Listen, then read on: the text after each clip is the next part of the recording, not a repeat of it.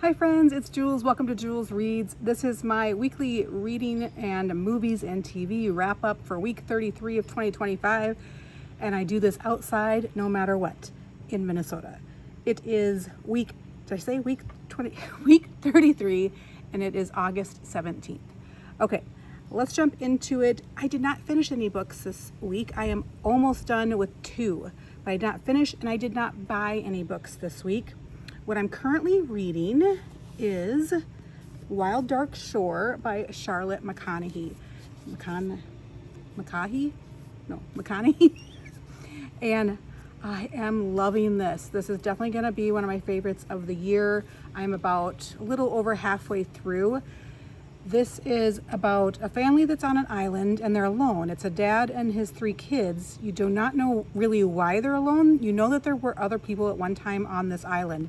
It's a secluded island. The closest landmass is like Antarctica, so that's where it's at, or Australia. I think it's Antarctica. And they are on this island. There's a lot of nature writing in here, a lot about animals and global warming. That is definitely an undertone to this book. There is suspense and mystery in this I was not expecting at all. And a woman ends up ashore from a boat that crashed or wrecked, and they nurse her back to health. And so it's about, why is this woman here? Who is she? What did she know? And then why is this family here all by themselves? We are thought to believe at this point that they are there to pick up all the pieces because everyone's leaving this island because of global warming and the rising sea levels. The island is going to be underwater soon. So they are packing up all the seed. There's a seed vault, which is very interesting. I didn't know anything about seed vaults until this book, but there's a seed vault and they are packing up the seeds into boxes. So that's what we know. I love the children in this book, especially the youngest one. He's so, has my heart. I am loving this. It is definitely going to be a favorite of the year. I will give you more of my thoughts next week when I finish this. The other book I am currently reading right now is The Long Walk by Stephen King. This was in his 1985 short story collection, Skeleton Crew.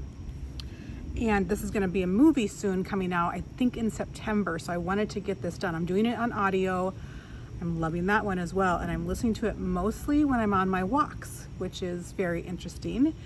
This is about a group of boys I'm realizing Stephen King does a lot of books about groups of boys growing up, coming of age, that are tasked with going on this long walk. And if they don't stay at a 4-mile-per-hour pace, they are killed.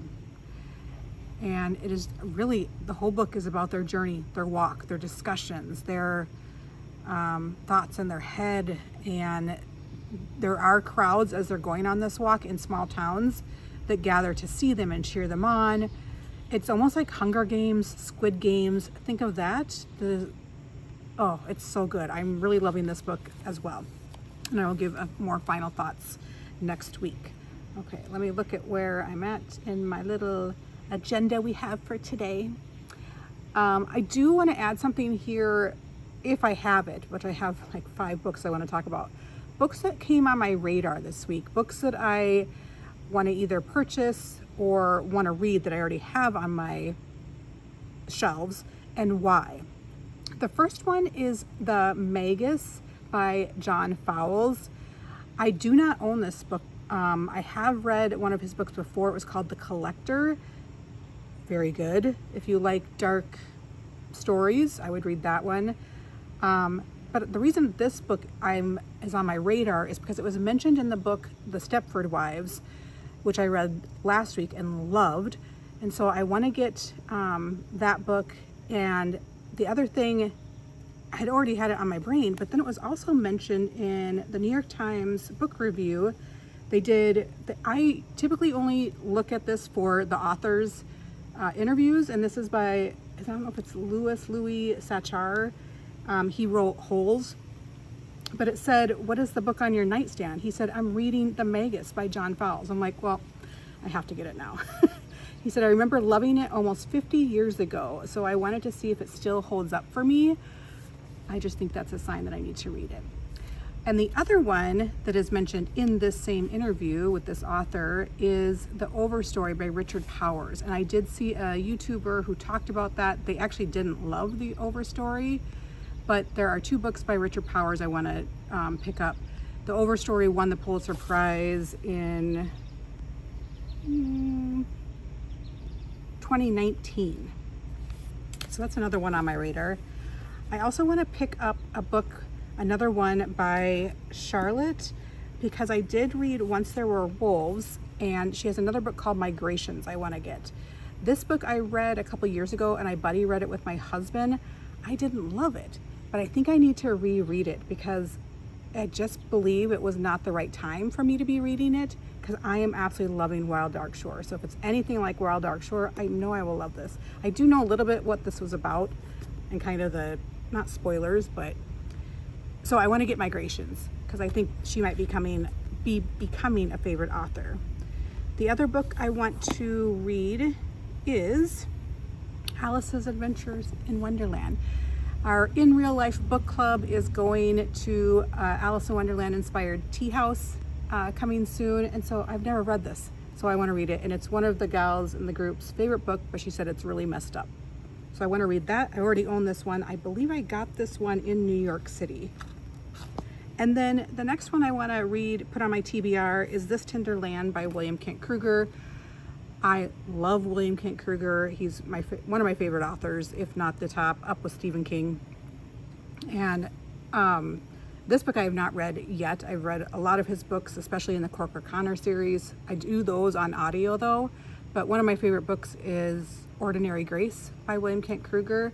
Loved it, and so I'm looking forward to reading this. And the reason I want to add this, bump it up on my TBR, is because I'm going to go see him probably a couple times at book signings in September. He is local here in Minnesota, and he's doing a lot of book signings this fall for a new book he has coming out. So I want to read this before I see him, maybe, so I can tell him how much I love it. I don't know. All right. Let's see, I think that's all of that. So let's get into movies and TV. We finished Survivor season 21. If you don't know, we started with season 20. We've never watched Survivor, and we thought season 20 would be a good place to start. It's not too old where even the formatting of the video looks weird. But we started, we finished season 21, and we are now on season 22. And then Fingersmith. As I mentioned last week, I did not finish the book by Sarah Waters, Fingersmith. For me, it was just overly detailed and too long, but a lot of people love it. So I thought, well, maybe if I watched the BBC, I think it was BBC miniseries. There's 3 episodes. It is streaming on BritBox, which we have. So I watched the first episode and I liked it. So I will let you know. I'm curious because people say the book has a lot of twists and turns in it. So I'm curious about the show. I will let you know next week when I finish the next 2 episodes. There's a wasp or something flying around. This is outside no matter what. All right, and then I watched The Monkey, and this is a movie that came out in 2025. It's currently streaming on Hulu. It is based on the short story by Stephen King, which is in his collection, Skeleton Crew. Oh, wait a minute.